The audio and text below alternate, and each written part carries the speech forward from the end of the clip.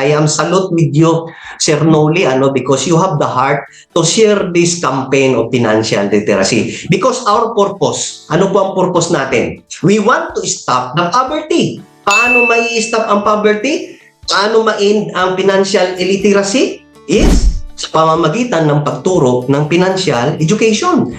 Why? Because many people are struggle due to lack of financial information. Hindi pera ang problema. Lahat ng OFW nakapag-abroad, they are employed.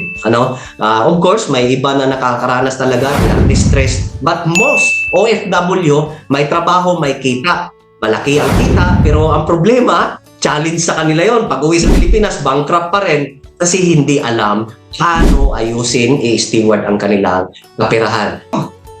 Ngayon, nais ko po itanong sa inyo, ano po ba ang inyong mga goals?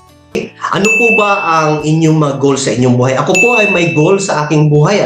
Before ako naging ING member, sabi ko gusto ko makabayad ako ng aking utang. Ito pala ang kanilang trabaho. Gusto ma-achieve ito. Hindi lamang makabayad ng utang. Gusto na mapadala ang ating mga anak sa mga prestigious na school. I mean, mapaaral po sila, mapatapos sa kanilang college.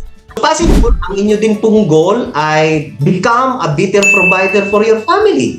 You want to support your aging parents and replace husband's income. Meaning, gusto po ninyo malakihan ang sahod ng inyo pong mga husband and wives para hindi na sila mag-OFW. Another is you want to fire your boss and become your own boss. Di po ba napakaganda nun? Maging entrepreneur. Di po ba hindi yung palagi na lang tayo ay employee, dapat maging tayo din po ay maging boss.